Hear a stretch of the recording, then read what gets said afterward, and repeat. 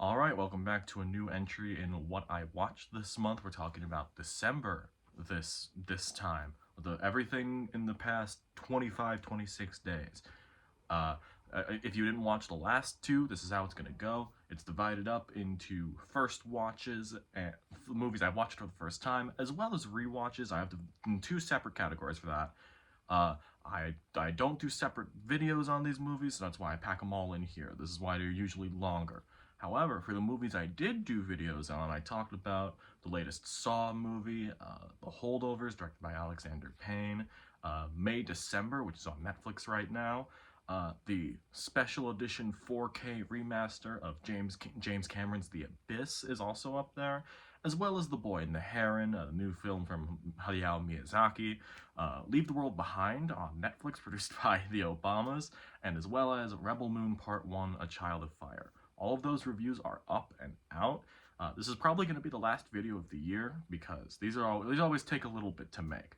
But coming soon in the new year, I will have my video on my most anticipated movies of 2024, as well as separate reviews for Poor Things, the new movie from Yorgos Lanthimos, The Iron Claw with Zac Efron and directed by Sean Durkin, Dream Scenario, the Nicolas Cage pops up in their Dreams movies, and I'm seeing Ferrari tonight, Michael Mann's newest movie. All of those reviews will be up in the first half of January, as well as talking about what movies I'm excited for coming out within the next 12 months. Okay, that's the rundown. Let's get into the first watches of December. I started off the month with The King of Comedy, a part of the cinema club I'm part of. We watched two Martin Scorsese movies.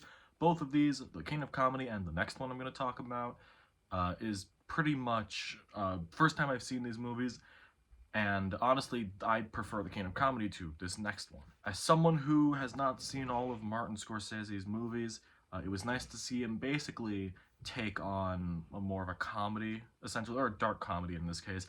I loved seeing Robert De Niro be very whimsical in this performance, since he's gotten older in his age now, and he's doing very different roles, especially with how great he was in Killers of the Flower Moon. It's nice to see that he had a pep in his step for a little bit, so it's nice to see that. The second one I watched was After Hours. I'm trying to remember a lot of this mainly because I watched at the beginning of the month and I had a hell of a month. So please forgive me. I really appreciated this as it went on. It took a while for After Hours to get started for me. I'm gonna be honest, I was a little bored getting into it. I was like, oh no, this is gonna be my hot take of the video, or of maybe even of Scorsese's entire filmography, that I really just wasn't into this one. But once it kicked into gear, I really started enjoying it. I liked the lead actor's performance. It was nice seeing, I think John Hurt and Catherine O'Hara pop up in this movie. Pretty much just, it was a good screwball comedy, and I hope, I don't know if this is going to be the case anymore, but I would hope Scorsese has one more in him. So if I'm missing any in his filmography, just let me know. I then watched Fantastic Four, or Fant4stic. Believe it or not, this is the first time I had seen this. I had always heard, I had heard about how awful this thing is. And yeah, no, I get it. I'm certainly not going to be the last person to talk about how much of a disaster this is. So I'm just going to say that even at the beginning, like even in the first two acts even, I was kind of on board with this in a strange sort of way. I think on paper the idea of Miles Teller as Reed Richards isn't the worst thing in the world, and I think the more horror-driven elements of the movie are actually pretty well done. But then the entire ending of the movie just happens, and it's the typical sky beam thing, and Doom looks awful. I had gone my entire life not knowing what Doom looked like in this. I had heard that, oh, he doesn't look good in this. Oh my god, what were they thinking? I don't blame the director for this. I think his name is Josh Trank. I don't blame him for this, but I don't know what he's done since then. And I have to admit, after such a massive fuck-up, I don't blame you for not really wanting to go back to Hollywood. I then watched Once Upon a Studio, the Disney 100th anniversary short film. I'm a sucker for jingling keys, especially for ones that I enjoy, and I'm man enough to admit it, and yeah, no, this is just cute. I will not be surprised if this wins like Best Animated Short Film at the Oscars, purely based on the fact that it's Disney. But then again, honestly, Disney had such a bad year, you never know. But somehow, this is a bright spot. I don't really have much else to say. I then watched The Omen, directed by Richard Donner, which I didn't know he directed this. I think this had a very good atmosphere overall. I think Gregory Peck did a great job in this. Oh god, I just didn't look it up. Maybe that was Gregory Peck. We're safe, it was Gregory Peck. I think he did a damn good job, as well as the kid in this. I thought it was effectively scary in this, but I think at some point this just hits a wall. And it didn't really know exactly what to do. For a huge chunk of it, I actually enjoyed it quite a bit, and then it just wasn't good for a little bit. There's a lot of movies like that just happened with me. This happened to be one of them, unfortunately. However, what is here that's good is really good, and I am honestly pretty surprised. Well, I'm not surprised that this is considered a horror classic now, but I really enjoy this one. I've heard that the sequels and all the other ones are not as good, and there's even a prequel coming out next year to this, or like The Omen Beginnings. I have no idea if it's actually called that. But apparently there's a prequel coming out next year, and I didn't know that when watching this, so synergy, I suppose. After that, I watched 444. It's a short film right here on this platform, YouTube. It is based around the song of the same name off of the album of the same name by Jay-Z. It is much more of a short film. The song itself, which as a separate being, is one of my favorite songs of all time. I think it is damn near perfect. And I had never known that nearly every song off the album got a music video. And 444 was the first one I watched. It's like almost 10 minutes long, I think. I had looked into the research. Apparently Ava DuVernay directed one of the pieces to this visual album. And man, I adored this.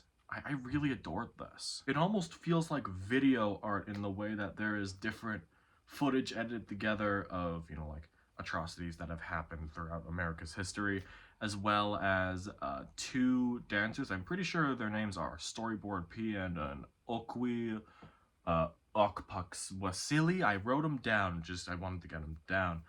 And they're like dancers, and that's where most of the song is played, at least when it comes to the lyrics. Blending in not great quality performances of, like at least in terms of video, of Beyonce and Jay-Z, which that whole song revolves around Jay-Z's apology to her, and it hit really hard. As of right now, I haven't gotten the chance to watch the rest of the videos, but I am gonna watch all of them because damn, this hit hard.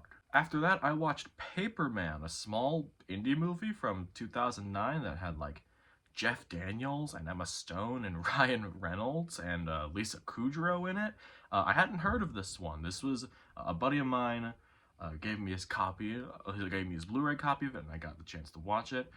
I had put this in my little entry on Letterboxd for it, but it feels like this one indie movie that your aunt would tell you about. Say, hey, oh, this is pretty good, and yeah, it's a movie. I watched it. It's okay. It's interesting to see that, like, Ryan Reynolds playing a very Deadpool-esque character. It also, I think in the same year that X-Men Origins came out, and he would eventually go on to play Deadpool, in a very similar manner to this. And just seeing that it was already there in 2009 is fascinating. After that, I watched The Wind Rises, the last Hayao Miyazaki movie before The Boy and the Heron. And I adored this thing. I am much more of a fan of Miyazaki's more fantastical movies. My favorite of his is Princess Mononoke. But this is like second place right here. This is it for me. I don't know if it's just like fictionalized biopics, because I really stuck with Tar with Cate Blanchett. That stuck with me pretty well. But this just had a really good sense of wonder to it that I did not expect. And there is a specific shot in this movie that made me feel nauseous. And it was not many movies, especially animated movies, now that I think about it, have really hit that for me, at least not for a long time. And this is this is a great drama that happens to be animated. It also really helped that I watched this right before The Boy and the Heron, just to like get in that mind space of, oh, this might be Miyazaki's last movie. But who knows? Apparently his next movie, if there is a next movie, might be a sequel to Nausicaa and the Valley of the Wind, which I haven't seen that one yet. I guess I should get on it. After that, I was back at the cinema club and we had a double feature of Sofia Coppola movies. Priscilla had just come out then, and I really enjoyed Priscilla. So we watched two of her movies as part of the cinema club, and the first one was Lost in Translation. First time I had seen it, I think it was fine. I don't know. I know people love this movie. I know some people would say that this is their favorite movie of all time. And respectfully, I don't think I can agree. If two completely different kinds of people, a washed up movie star and the young wife of a photographer just in Tokyo, and they don't know what to do. And this is very much from I'm an American young man sitting here. Obviously, this came out in like the early 2000s, and right now we're in 2023. There's stuff to do in Tokyo, right? Just go and do stuff. I think from a technical perspective, it's very pretty, but just, I don't know, this didn't do anything for me. And I don't really understand why this is so highly regarded, but maybe it's just like a time capsule thing. Maybe it could entirely be me. The second movie we watched in the Coppola double feature is Marie Antoinette, which I definitely preferred this one. I'm gonna be honest, I don't really have anything else to say about it other than it is just a vibe. I think I'm a fan of that era of history, and just seeing that being told by Coppola, and also a great performance from Kirsten Dunst, was really, really cool to see. I like Jason Schwartzman in it as well. And especially, this was like around a little after I had seen Napoleon, so maybe I was just in that headspace, getting ready to watch that, getting ready like in this, but I was really into this one. After that, I watched The Melodic Blue, the new short film that is soundtracked by Baby Keem's last album. It's on Amazon Prime. I thought this was cool as hell. I am very much a fan of the fact that Amazon is just letting artists do just kind of whatever now. I like that they're letting them get weird and do this stuff. I liked Amanda Stenberg in this a lot. There's some really cool stuff. I guess I have to re-listen to the Melodic Blue because I didn't really get a concept from that overall, but I feel like I missed out on it now. Because there's like some great shots of this. There's a specific shot of someone out like in a dry area, but their fingers are like dried up, like they look like raisins, like when you like put your hands in the bathtub for a while. And it's a very cool shot. I don't know, if you like weird stuff and you also like Baby Keem, this is like 20 minutes. It's on Amazon. It's cool as hell. After that, I watched Master Gardener, the new movie from Paul Schrader, and also starring Joel Edgerton, who I like a lot, but I just don't think this one worked for me.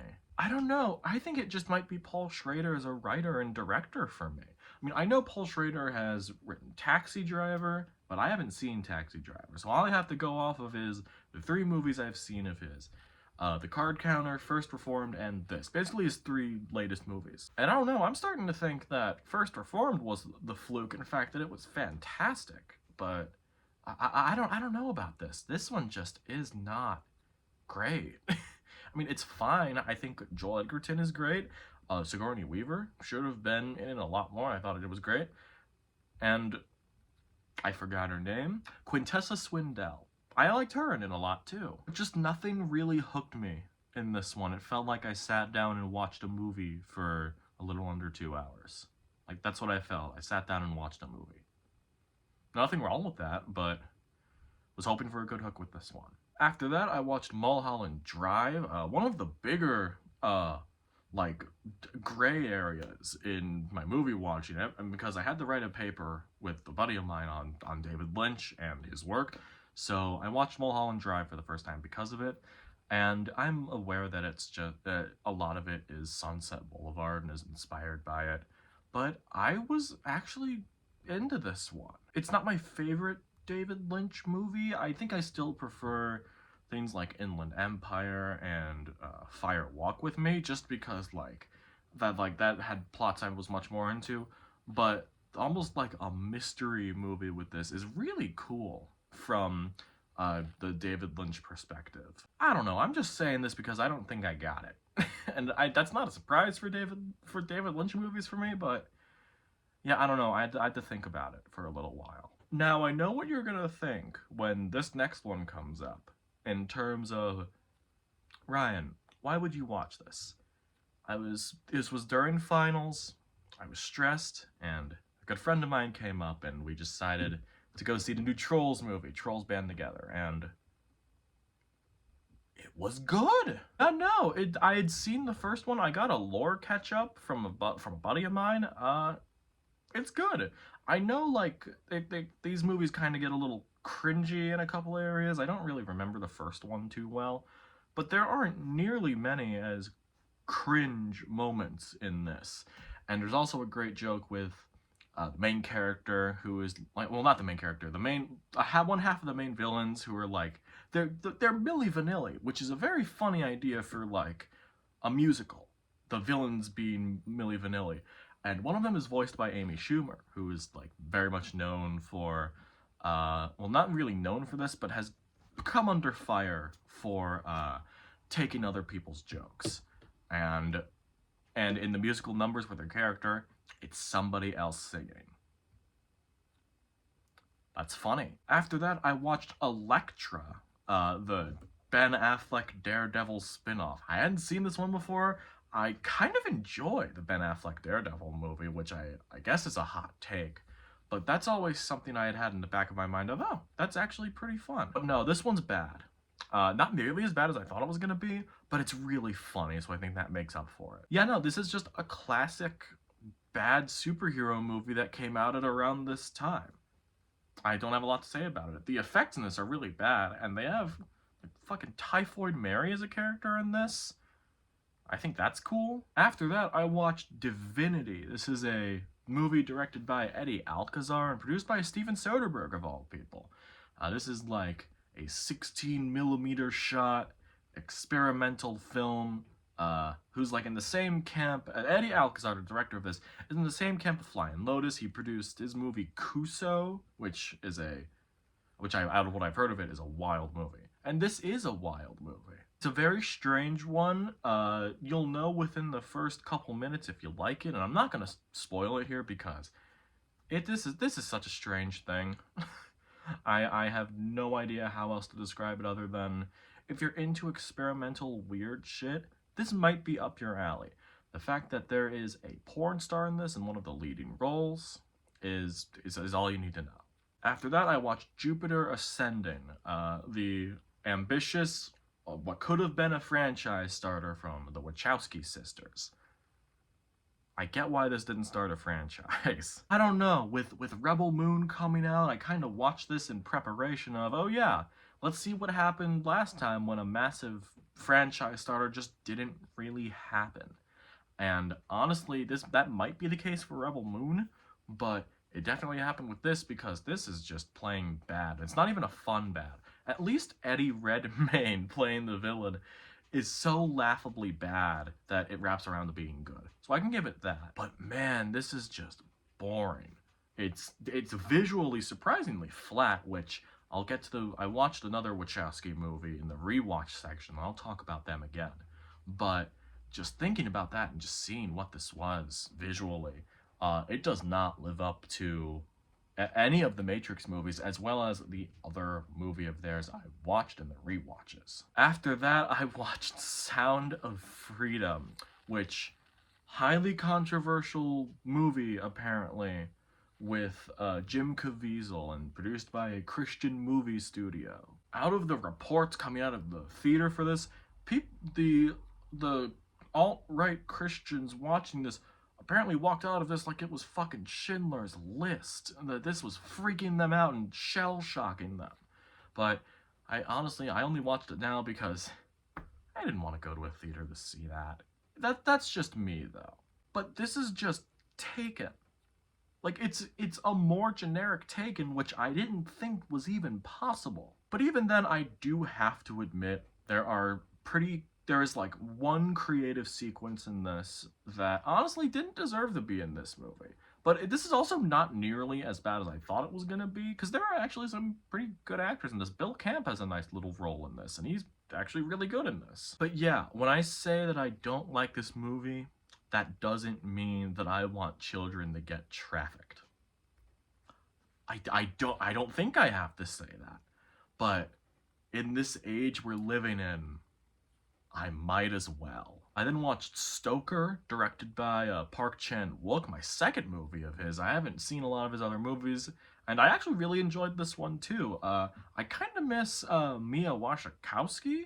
Oh, that's probably her name. I really miss her in movies. She is such a fascinating actor to watch, especially in a movie like a twisty thriller like this. It reminded me of Psycho in a couple of instances. I like Nicole Kidman in this too. I know she's been in a lot of thrillers recently, but I really hope she does more of them. She is really, when she's good in movies, it's like watching fireworks, and well, I suppose that is why we go to the movies. I continued the short film run with watching Doodlebug, one of Christopher Nolan's early short films.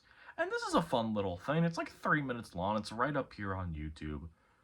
If you want to watch it, it's pretty cool. It's a fun little filming trick from like the late 90s.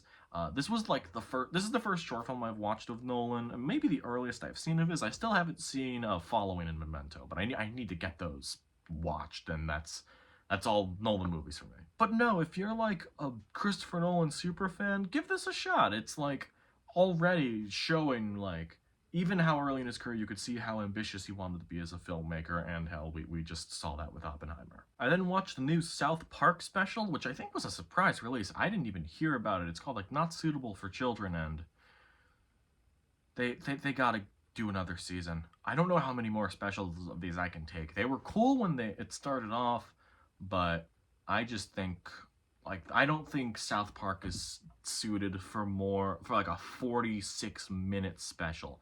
I think you either got to do like a half-hour thing, or hell, do another movie. They're putting Bigger, Longer, and Uncut back in theaters next summer, so maybe that's gonna drum up hype for it. But I would love another movie or another season that's longer than 6 episodes at least. But I don't know how many more specials of these I can take. After that, I watched Minamata, which has been on my Hulu list for a while. I'm pretty sure it's the first thing I added on my Hulu list. So I decided to go down and watch it. And it's kind of got fucked over because right around when this came out, COVID hit, as well as everything that happened with Johnny Depp, who is the lead of this movie. And I have to admit, this might be my favorite Johnny Depp performance. It reminded me a lot of Dark Waters with Mark Ruffalo, where he's a lawyer that goes in to look at like the Flint water crisis. This is with Johnny Depp playing a war photographer who has to go back to Japan and document the effects of mercury poisoning. And it is pretty powerful stuff. Again, I like Johnny Depp in this. I like when he's more sedated in his roles and not like doing freaky stuff. I also liked Hiroyuki Sanada in this. He did pretty good. And also Minami.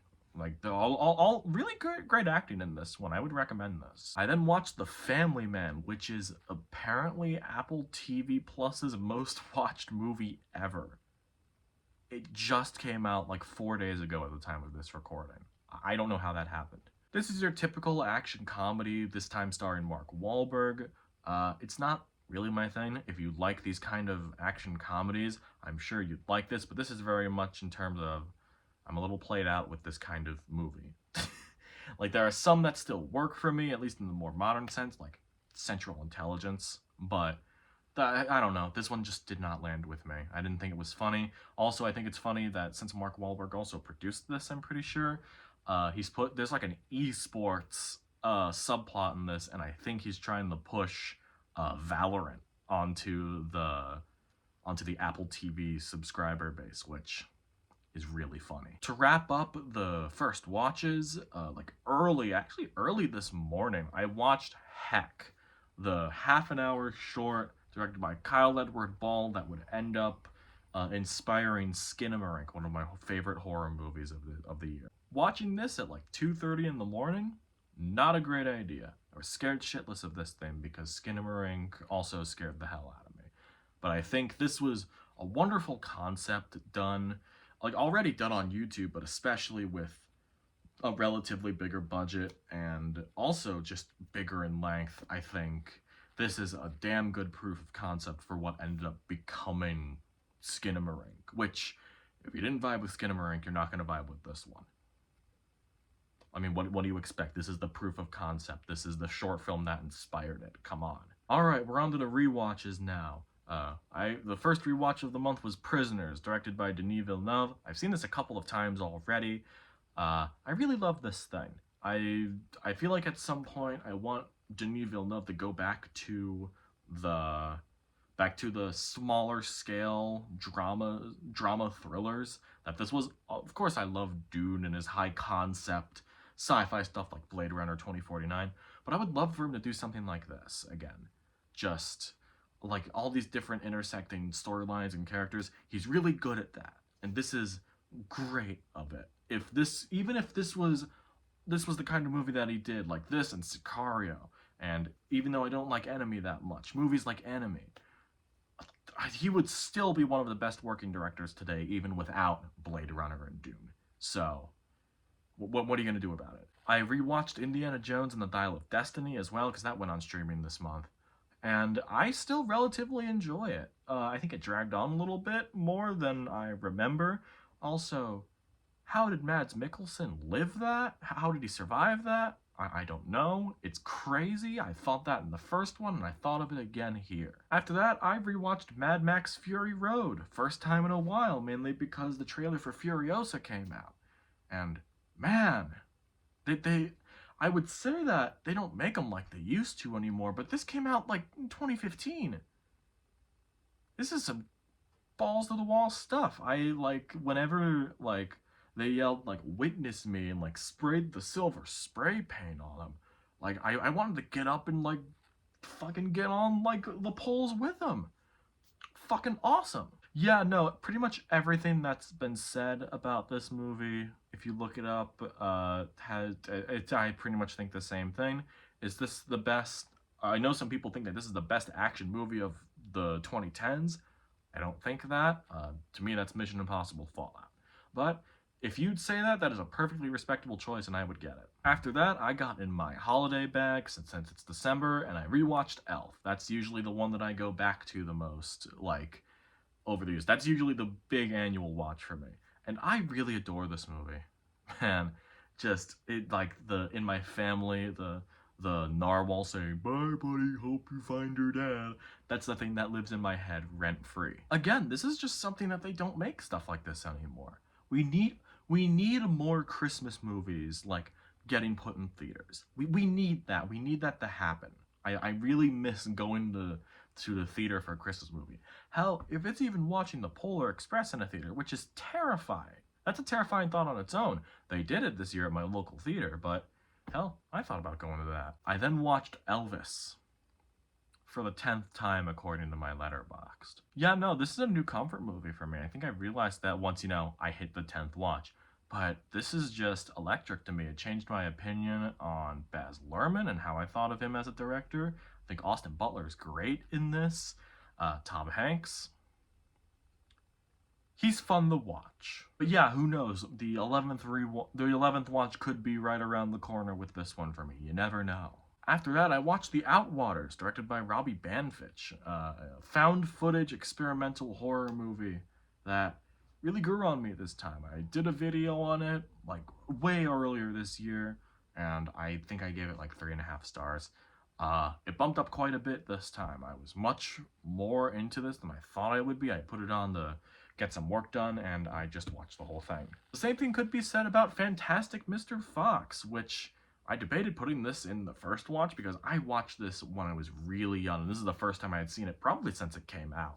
And man, we need George Clooney in movies again. Yeah, I know he directed The Boys in the Boat, which just came out, but he's not in that. And he was just in The Flash, which I'll talk about The Flash in a bit because that was also a rewatch. And we need him in movies again. We need him back in movies again. He's so fucking charismatic. Of course, the rest of Fantastic Mr. Fox is also great. I can't deny that. This might be Wes Anderson's best movie. And I feel like, again, like with Fury Road, this is pretty much in the same camp of everything that's out there that's been said about it. I think the same. I then rewatched Speed Racer, also directed by the Wachowskis. This shit's awesome. I think this is the Wachowski sisters' best movie, which is insane. To you, it's probably insane because, you know, they made The Matrix. This blows The Matrix out of the water. I think I'm someone who does not know anything about the original manga or the anime. This is the quintessential family movie to me. This is definitely something I would show my kids, my hypothetical kids, I should say. Where is the 4K release of this? Where is it? I promise I will never trash talk Warner Brothers again if they put it out in 2024. I swear on my life. After that, I rewatched Daisies, directed by Vera Chytilova. Yeah. I watched this for the first time for a class in film school, and I was really tired that day a couple of years ago. So I just decided to watch it on my own. This is the first time I watched it on my own, of my own volition. And I really dug this, especially like the colors of this. That's not really anything that stood out to me the last time, but this one it really stood out here. I like the main performances as well, especially that wonderful like ending credits.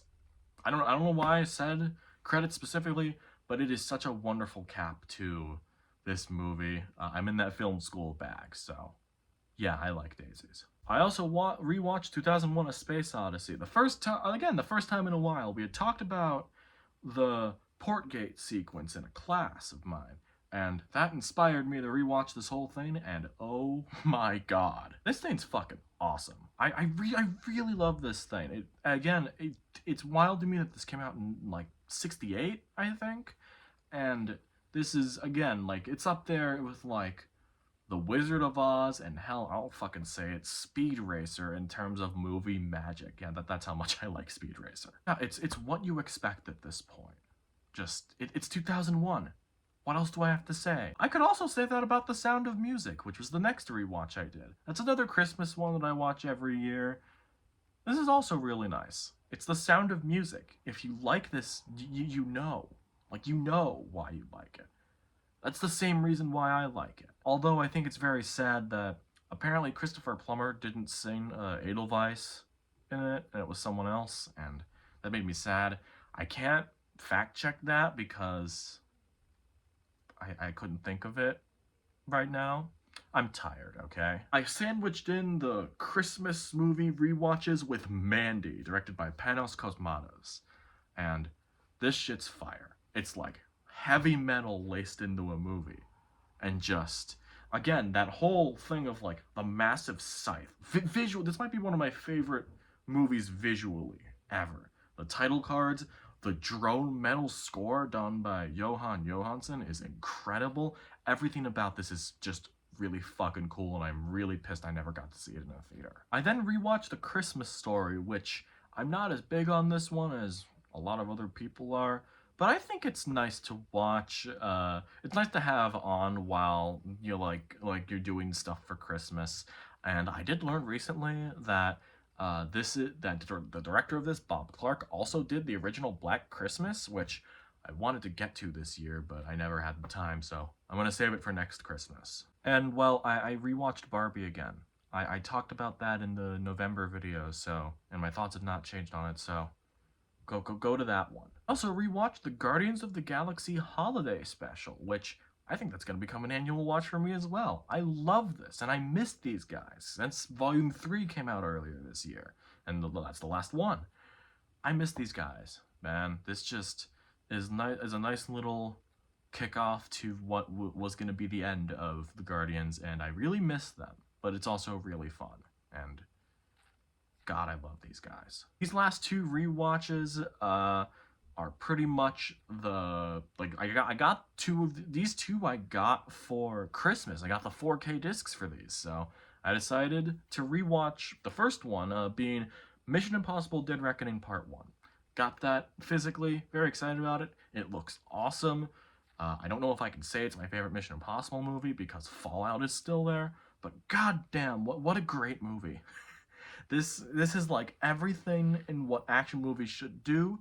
I am fucking Tom Cruise pilled except for the Scientology part. And to end the rewatches, I rewatched The Flash. This is like the 5th time I've watched this movie. I mean, I got the poster back there for it. I relatively liked it, but even like in my original review, my thoughts on it have like gone down a little bit since then. Especially since when I put out that review, the overall consensus of the movie was not out yet, and look, I get it. You can say that this is the worst movie of the year, and I will not disagree with you. But I think The Flash has some wacko energy to it that I can just get down with. You know?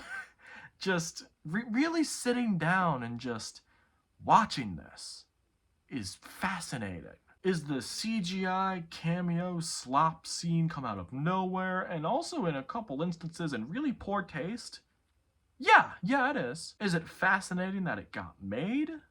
A little bit, but I can't sit here and say that it's an entire dumpster fire, because it isn't. I think it's a relatively enjoyable movie, which you can disagree with me on that all you want. I get it. I just feel like this is watchable.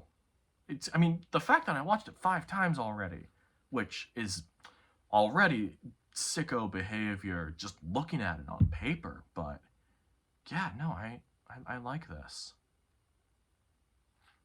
Huh. As an update with The Curse, I'm slowly moving through it. I'm pretty sure it wraps up in January, so I will do a whole video on The Curse because I'm really loving this show. I also started the first episode of What If, the 2nd season of that. They've been dropping the episodes like all through the rest of the year, and I've only seen a bit of the first one. It's cool. Pretty much how I feel about the first season, but I'm gonna watch all of them. Maybe I'll do a whole video on it. I'm not entirely sure. And there we go. That's what I watched in December. If I had to pick a favorite out of this, I don't know. I think it might be Mission Impossible, the new one. In terms of worst, it's gotta be Fantastic Four. It's not even a contest. All right, that's the last video of this year. I'll see you in 2024. Hope you get your New Year's resolution done, or maybe you'll drop them in the first week. I have no idea.